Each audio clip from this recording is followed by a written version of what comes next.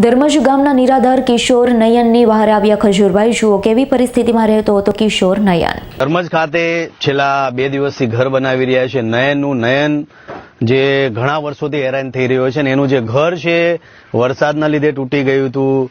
Mummy જન્મતાની વેદ ક્યાંક જતા રહ્યા અને પપ્પાનું કોઈ ઠેકાણું નથી અને આ દીકરો છે ને ભણવું છે અને પોતાનું ઘરનું ઘર.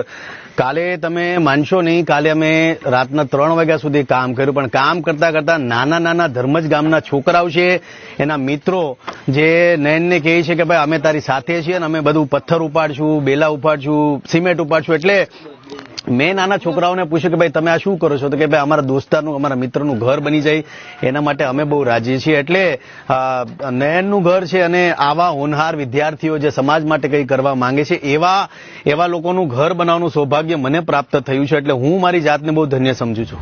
અમારી તમામ માહિતીથી અપડેટ રહેવા માટે જોડાયેલા રહો S9 ન્યૂઝ સાથે.